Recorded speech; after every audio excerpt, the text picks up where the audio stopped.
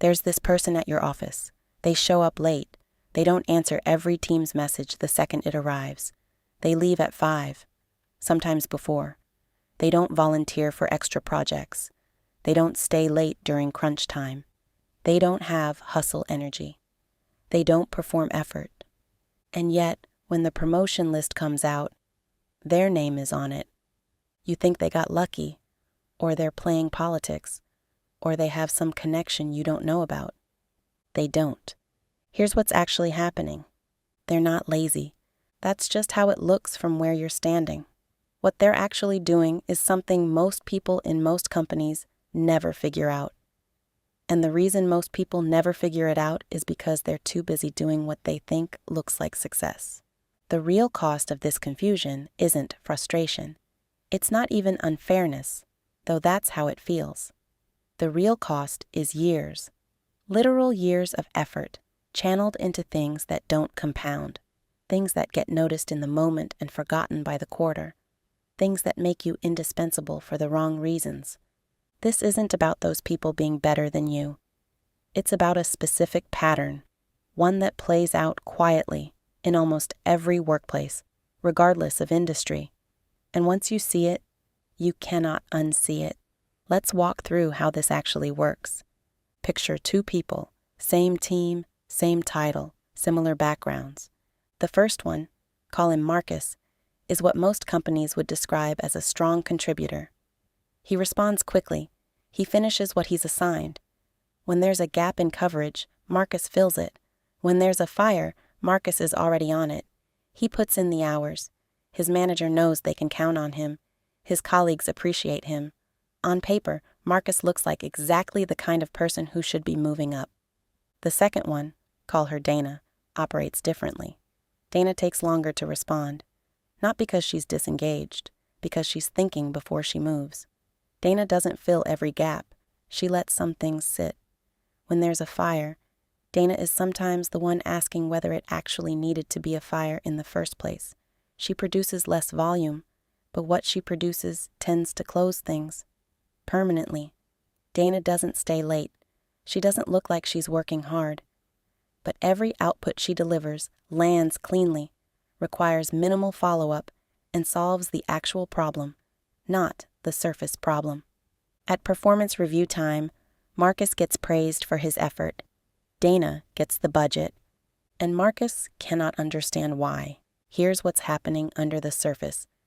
Marcus has built his entire professional identity around responsiveness, being fast, being available, being reliable in a reactive sense. And that's not nothing. It has real value. But responsiveness is fundamentally a support function. It keeps existing things running. It doesn't create new value. It maintains. Dana, without necessarily being conscious about it, has oriented her effort toward outcomes, specifically outcomes that decision makers care about, the ones that appear in the metrics that leaders use to justify their own existence. Revenue, risk reduction, efficiency, strategic movement. The difference isn't intelligence. It isn't even intentionality, always. It's where the effort goes. Think about the person on your team who always knows the most, the walking encyclopedia. They've been there the longest. They remember every decision that was ever made. They can tell you why the system works the way it does and who made that call in 2019 and what was tried before. When someone new joins, they spend hours onboarding them. When there's ambiguity, this person resolves it. They're valuable in an almost structural sense. The organization literally could not function as well without them. And they have been at the same level for 6 years. What happened?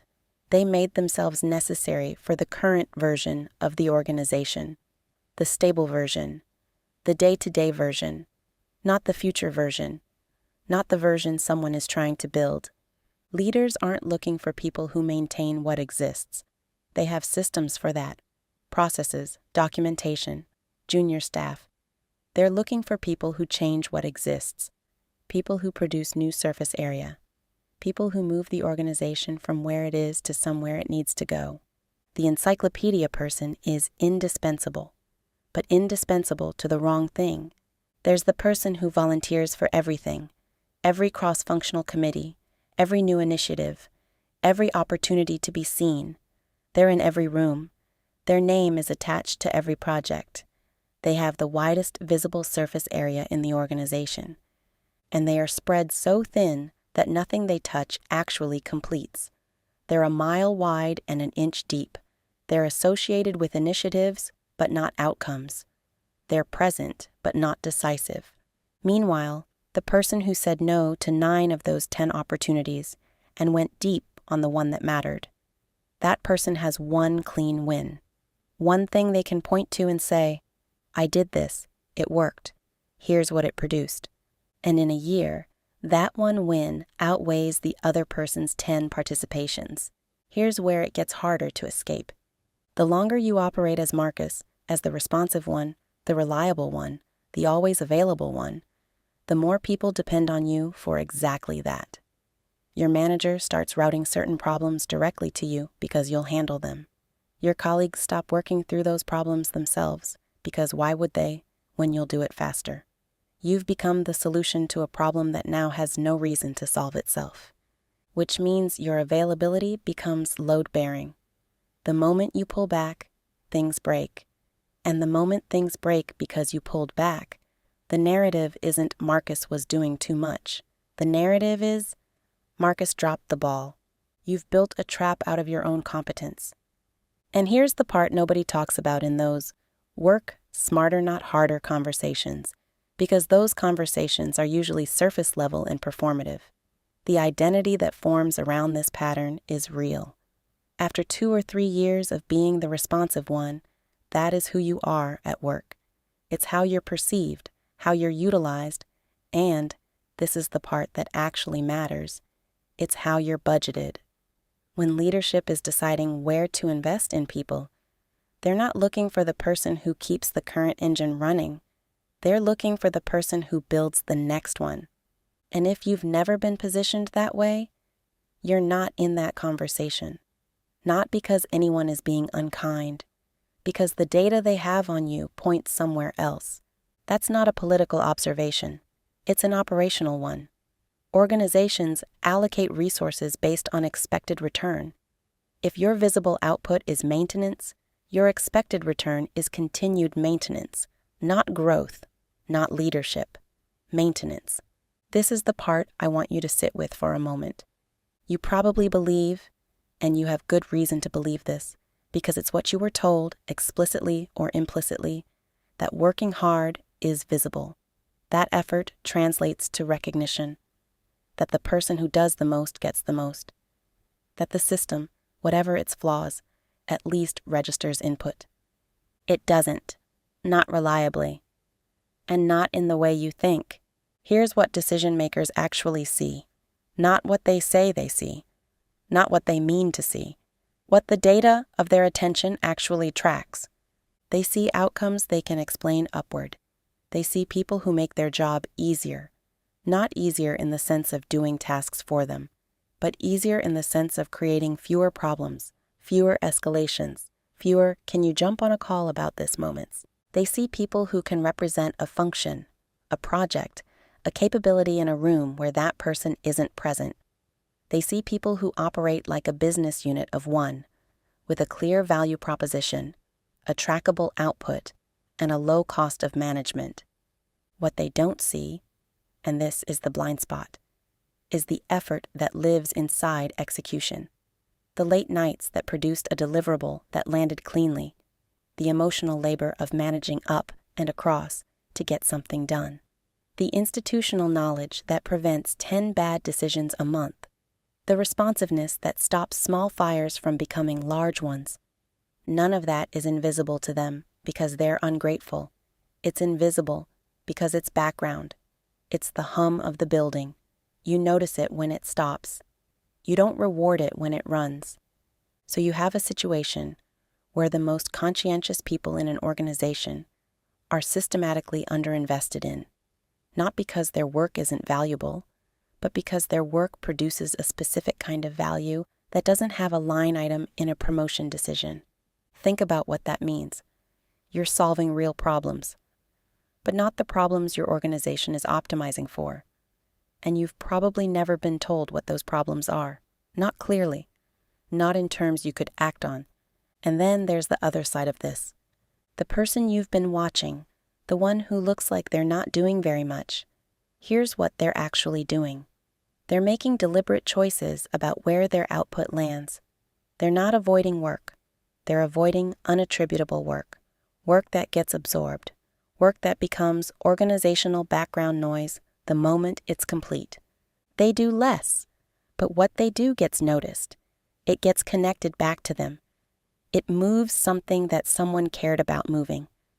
And over time, that association builds. They become the person associated with outcomes rather than activity. And in most organizations, that is the single most important reputational shift that can happen to a professional. You think they have better connections. Maybe.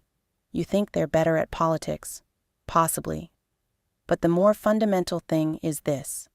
They are doing the same amount of work, roughly, but they've selected which work to do with a different filter than you have. You filter for urgency and availability. They filter for visibility and attribution. So what does this actually look like in practice? Not philosophically, concretely. The first thing is understanding what your organization is actually measuring, not what it says it measures. What gets people promoted? What gets resources? What gets cited in all-hands meetings? Those things leave a trail. If you pay attention to the language leadership uses when they highlight someone's contribution, you'll start to notice a pattern. It's almost never, "they work so hard." It's almost always a version of, "they made this thing happen." And the thing has a name, and the name connects to a number, and the number connects to something the company cares about. That's the game, not performing effort, performing causality. The second thing is shrinking your surface area. This sounds counterintuitive. You've been taught that visibility means being in more rooms, attached to more projects, known by more people.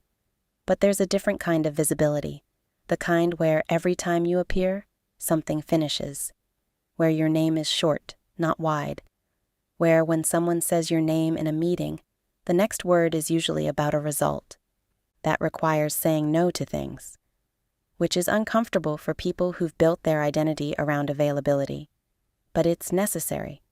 The third thing is making your work legible to the people who matter, not in a self-promotional way, in a documentation way. The best practitioners of this don't brag. They send updates. They close loops.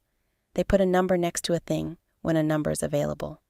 They make it easy for someone else to describe their contribution in a sentence.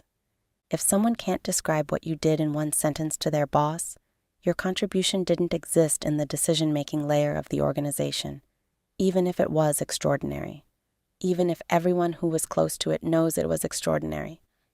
It has to be transmissible to travel up the chain. And one last thing, the people you've been watching, the ones who look like they're doing less, they've usually made a specific cognitive shift that most people resist making for a long time. They've stopped thinking of their job as a set of responsibilities and started thinking of it as a portfolio of bets. Each thing they choose to work on is a bet that this thing will produce visible, attributable value. Some bets are obvious. Some take judgment. But the framing itself changes how they allocate time.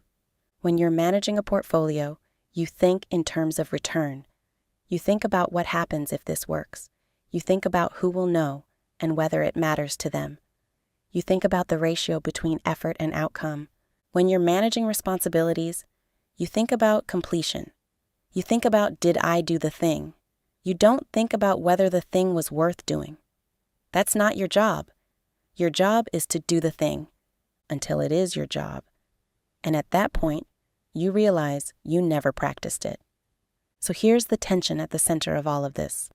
The work that organizations depend on most is often performed by the people who are rewarded least for it.